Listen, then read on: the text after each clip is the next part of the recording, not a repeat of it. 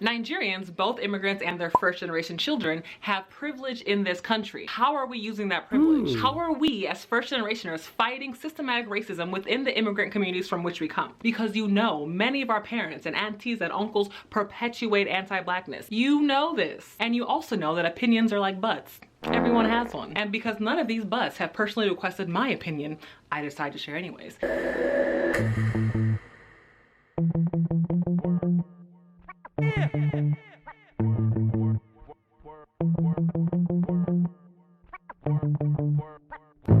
Doesn't mean less when you make that sound. Come at me best when you spread shit round. Only works well when you ponder spontaneity. Good morning, good afternoon, and good evening, and welcome to my channel. My mantra these days is one step, one day, one brick at a time, and you, my dear lovelies, are my bricks.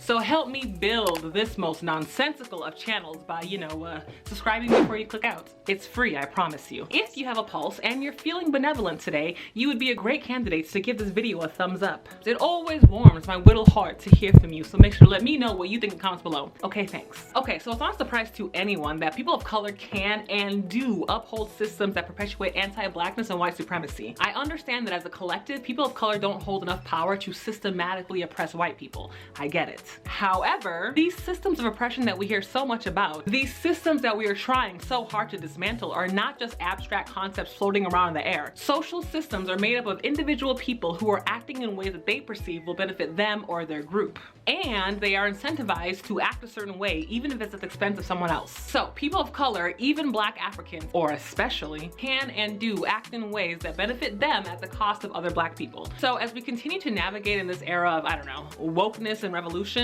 I want to task my fellow Nigerians with challenging the anti-Blackness within our communities and with finding ways for us to use our privilege for the cause. Obviously, I cannot speak for all Nigerian immigrants, but I know from my personal experience, I've definitely had family members who have expressed very negative feelings towards Black Americans. There's a very loaded word, akata, that is thrown around in our community, and no matter how much I try to sugarcoat it, the word has negative connotations. It's a negative word for a Black American person. There continues to be tension between Black Americans and Africans in this country for a variety of reasons. I know that many of our parents who came to America went through a lot in Nigeria. They had the Civil War, extreme corruption, dealing with the aftermath of colonization, and a pervasive lack of opportunity, just to name a few things. So when they come here, they can only see the good for a while, and I get it. America has provided them with security, stability, and opportunity, and that's all they know. They got this mindset that's like, if I can come here with my accent and only $300 in my pocket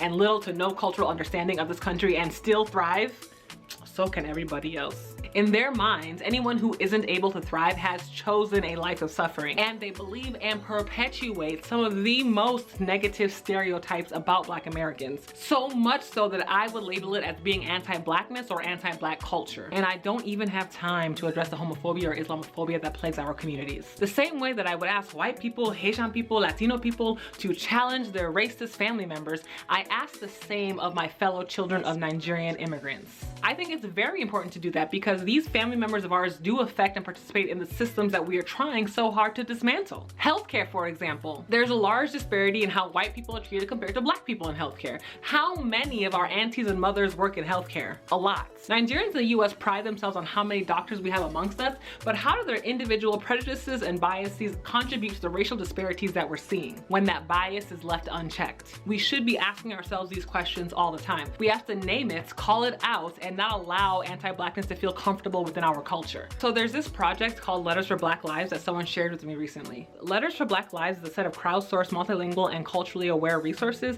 aimed at creating a space for open and honest conversations about racial justice, police violence, and anti-Blackness in our families and communities. It's written to many different immigrant communities about the importance of supporting the Black Lives Matter movement for those immigrant communities. The letter that was written to African communities was written by a Nigerian woman. Typical. I'm gonna read my favorite part of the letter real quick. As your child, I am proud and eternally eternally grateful that you made the long, hard journey to this country, that you've lived decades in a place that has not always been kind to you. You've never wished your struggles upon me. Instead, you suffered through prejudice in America to bring me closer to the American dream.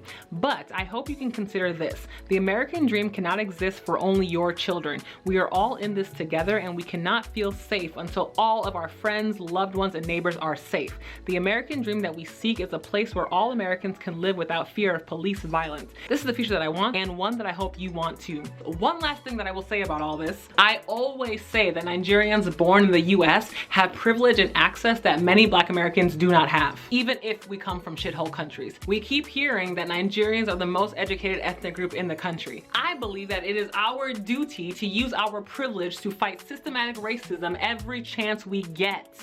All you doctors and lawyers and engineers and professors and business people and pharmacists and accountants, how are you using your privilege to dismantle white supremacy today? I believe it's our fight too, and we have different tools that we should be using in this fight. And that is my message. So tell me, how do you address anti-Blackness in your family? How should we be addressing anti-Blackness within our larger Nigerian and African communities? How do you other immigrant communities challenge anti-Blackness? What ways have you found to use your own privilege? Let me know what you think in the comments below. As usual, people, don't forget to like and subscribe and turn on your notifications so you get an alert when I post my next video. Thank you for watching, and I will see you next time. Bye. Doesn't mean less when you make that sound. Come at me best when you spread shit round.